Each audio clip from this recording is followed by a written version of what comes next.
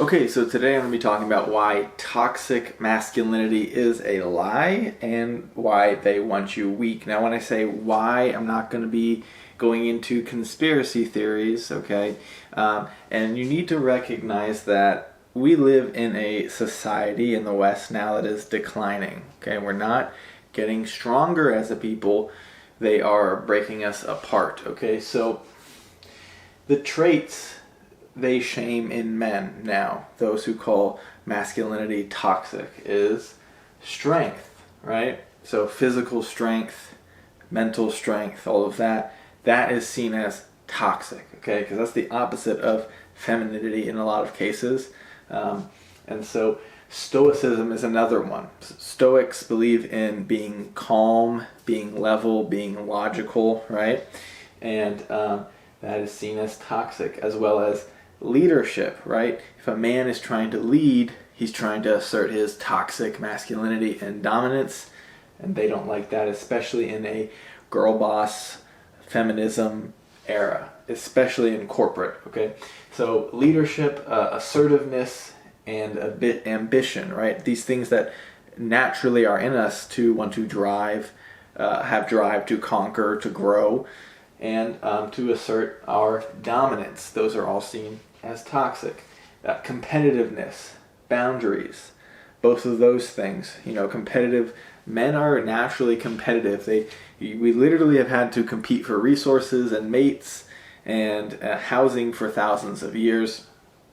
And competitiveness can bring out a nasty side in people, but it's also very necessary in the real world. So these are the traits that literally have built civilization, right? Strong men, building the foundation of society, and now these things are seen as toxic because in a lot of cases men now are seen as unnecessary, right? Because of feminism and girl boss and Taylor Swift and all this shit where it's talking about basically how men aren't needed and it's all about girls and femininity, right? So the real agenda here by calling masculinity toxic is to control weak men. Think about this.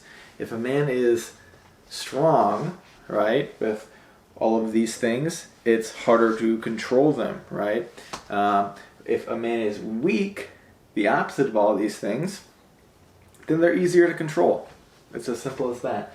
So weak men are easier to manipulate, right? If you don't think for yourself, if you don't have assertiveness, if you're not strong, you can be manipulated by the media, by anyone in society that tells you how to behave, right? So no strength means, at the end of the day, no rebellion and more compliance, okay? So if we're all on our phones, if we're all jerking our meat 3 times a day, if we're all being weak, spineless losers, then we don't even notice things that are wrong and we don't rebel. So they try to redefine masculinity as well, turning men into passive, guilt-ridden consumers. Oh, if you feel bad, you should go to therapy, and you should just take a spa day and talk it out and all this shit. That's not how men operate, right? We want to build and create and work and do things, right? So if they strip away the protective instinct, then we're easier to control and conquer, right? This is a big issue right now in Western countries is immigration. Just letting people in, do whatever they want. We should invite everybody. It doesn't matter if they're legal or illegal. And without strong men to step up and say things, then no one's there to stop them. So if they break the nuclear family, this is one of the biggest consequences, how everything goes down. You know about birth rates declining in Western civilizations, plummeting, right? And it's because of a lot of gender roles that are messed up and how society is playing out. So if there are weaker fathers, right, there are weaker societies because traditionally men are the father figure and head of the household, right? They tell people to tell their kids how to behave, discipline them, and show them how to act properly. And if that's not a part of the family, right? If we have single mothers and, people don't want to get married and just want to have fun and all this shit, then, we have a weaker society over time. So strong families start with strong men, right? Along those same lines. And if they promote victimhood over accountability, then it's someone else's fault. It's I'm not to blame. If you don't take accountability, then you're not really a man, right?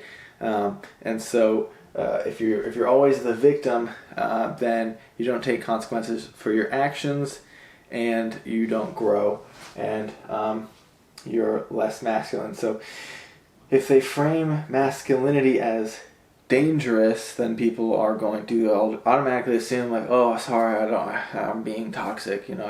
I can't tell you that you're making me really uncomfortable and stepping over my boundaries because I'm going to be seen as toxic, right? So they reward weakness and punish strength. If you speak up about things that you think are wrong, then you're punished. If you promote all of the degeneracy we have going on, then you are rewarded. And so the truth about being a man is masculinity is being responsible, right?